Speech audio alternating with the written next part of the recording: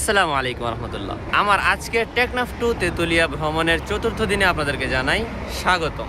আমার আজকের গন্তব্য কুমিল্লা পদুয়ার বাজার বিশ্বরোড থেকে ঢাকার উদ্দেশ্যে। ইনশাআল্লাহ পুরো সময়টা আমার আল্লাহ তাআলা আমাকে রহম করবেন, তার দয়া দ্বারা ঢেকে নেবেন। পুরো সময়টা সেফ জার্নির জন্য আপনাদের কাছে দোয়া চাই। তো চলুন তাহলে আমরা মজার কিছু জায়গা এক্সপ্লোর করি। বিসমিল্লাহি তাওয়াক্কালতু আলাল্লাহ লা হাওলা ওয়ালা কুওয়াতা ইল্লা বিল্লাহ। বন্ধুরা, আমি এখন ক্রস করছি কুমিল্লা সেনানিবাস, যেটা ময়নামতিতে অবস্থিত। এই সেনানিবাস সম্পর্কে কিছু কথা না বললে না। এই সেনানিবাস বাংলাদেশের সর্বপ্রথম এবং সর্ববৃহত্তম সেনানিবাস এটি, যা ব্রিটিশ আমল থেকেই চলে আসছে।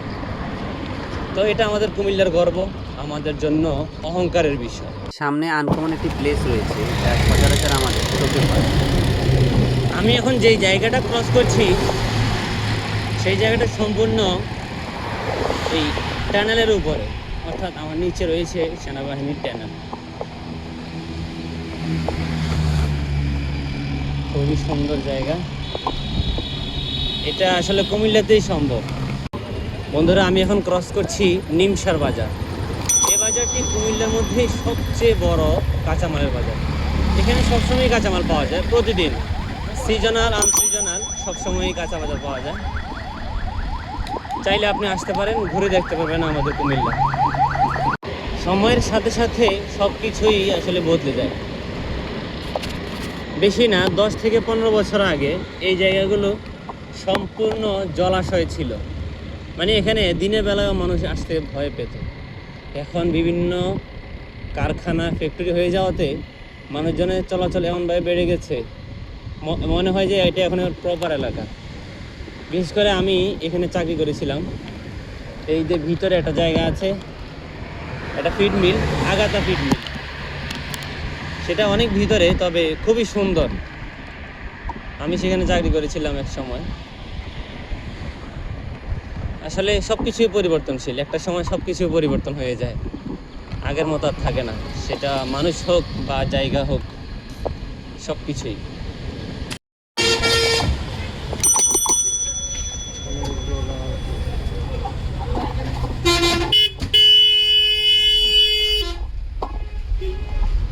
চান্দিনা বাজার ক্রস করছি।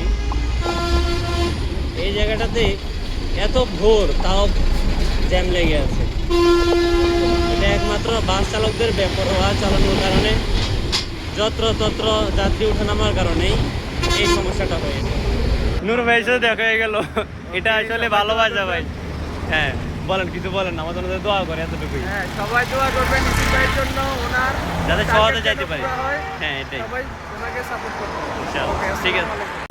আমি এক যাযাবর, নেই আমার বাড়ি ঘর, যেখানেই থামি আমি সেটাই আমার বাড়ি ঘর।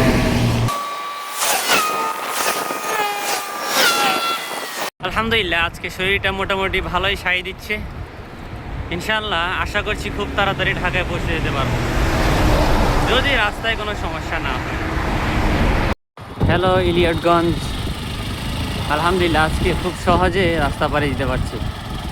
প্রথমত ফজর নামাজ পরেই রওনা হয়ে গেছি। আবার আজকে শরীরটা একটু ভালো লাগতেছে, সেই জন্য আলহামদুলিল্লাহ অল্প সময়ের মধ্যে ইলিয়টগঞ্জ চলে এসেছি। বন্ধুরা, সারা দেশে যেখানে গাড়ি রাস্তায় চলাফেরা করে, সেখানে আমাদের কুমিল্লায় গাড়ি রাস্তায় তো চলাফেরা করেই, ছাদেও থাকে।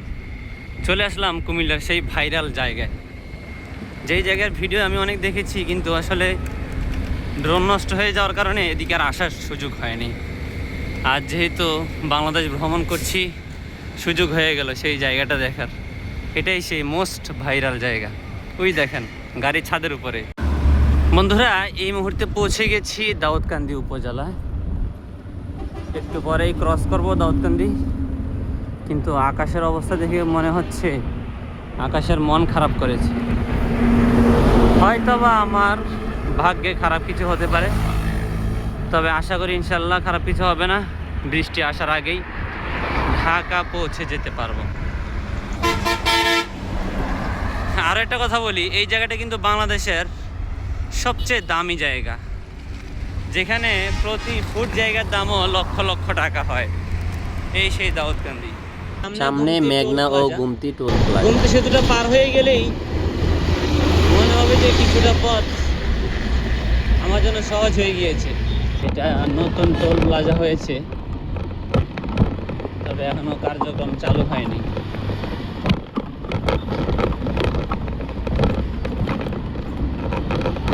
সাইকেল নিয়ে একটা সুবিধা, কোনো লাইসেন্স লাগে না, কোনো টোল লাগে না, বাস শরীরের এনার্জি খরচ করে যতটুকু চালানো যায়।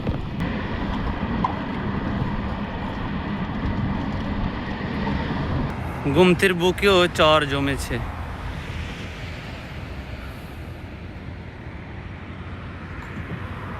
বহুদিন ধরে বৃষ্টি হয় না, আর বৃষ্টি হলেও এই বছর তেমনটা বৃষ্টি হচ্ছে না, তাই তেমনটা পানি নেই গুমতিতে।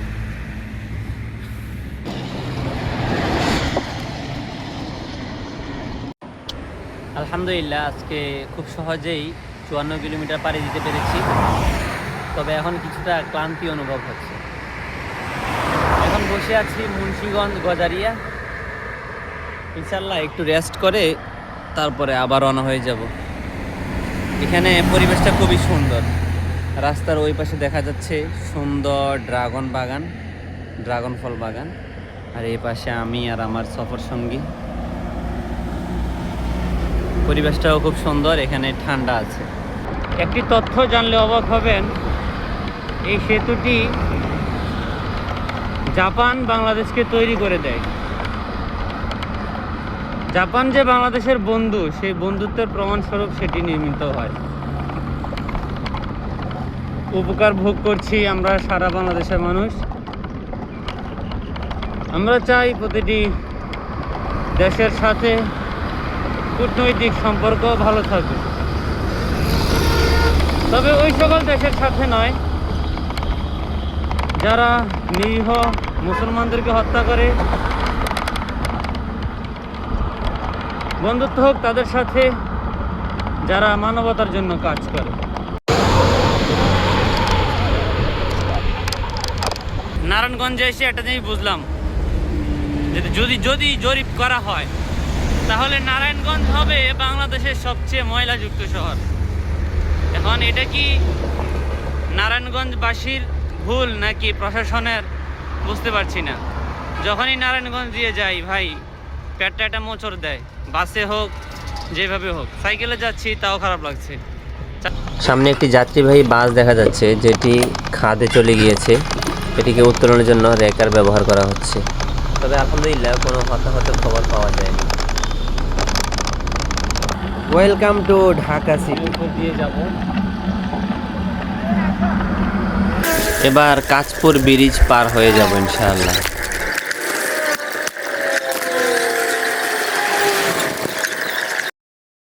আলহামদুলিল্লাহ এই মসজিদে নামাজ পড়ে নিলাম। এটা একটা হসপিটাল মসজিদ, খুবই সুন্দর। এখানে এসেছি, জায়গার নাম হলো মাতুয়াইল, ঢাকার মধ্যে পড়েছে। ইনশাআল্লাহ আজকে গুলিস্তান বা তার আশেপাশে স্টে করব, কারণ আজকে প্রচুর খারাপ লাগতেছে রোদের কারণে। যাই না পারবো কিনা, দোয়া চাই। আলহামদুলিল্লাহ ঢাকা এসে পৌঁছেছি, এখন যাত্রাবাড়ি আছি। এখন সমস্যা হলো জ্যামে পড়তে হচ্ছে বারবার, তবে আমি খুব সহজে পার হয়ে যেতে পারতেছি সাইকেল হওয়াতে।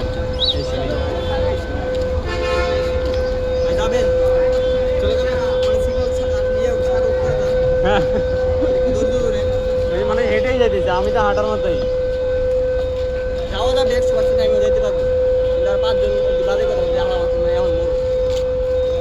হ্যাঁ ঠিক আছে, কথা ঠিক আছে। জি রে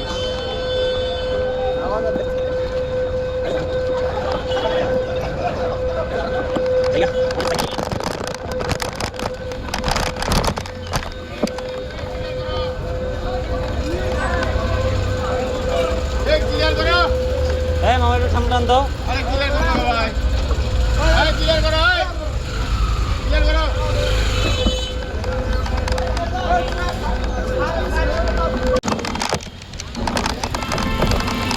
অবশেষে চলে আসলাম গুলিস্তান।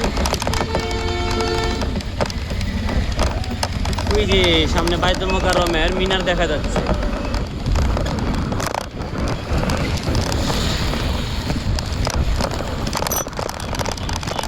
আলহামদুলিল্লাহ এই 7 ঘন্টা জার্নির পর এখন খাচ্ছি। এখন খেয়ে তারপরে রেস্ট নিব ইনশাআল্লাহ। ওর না মানে এমনি কোন কথাটা কি না না কোন না খারাপ কথা, খারাপ।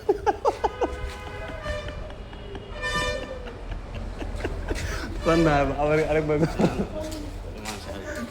তো এটা নসিব করে দিয়ে দেন আমারে মরার আগে আমি। গুলিস্তান আসবেন আর এরকম পরিবেশ দেখবেন না, এটা হতেই পারে না। বাচ্চা লন 100, চাইয়া লন 100। গুলিস্তানের এই চিরচেনা পরিবেশ দেখতে দেখতে রাতটা কাটিয়ে দিলাম। ঘুরে ঘুরে দেখলাম গুলিস্তানের সেই পুরনো জায়গাগুলো। বিভিন্ন জায়গায় জার্সির সমাহার, মানুষের ভিড়, নয়েজ সব কিছু মিলিয়ে ভালোই লাগছিল। এবার ঘুমের পালা, কারণ সকাল সকাল উঠে যেতে হবে। কালকের জার্নি হবে আরও কঠিন। তো দেখা হচ্ছে 5ম দিনে ইনশাআল্লাহ।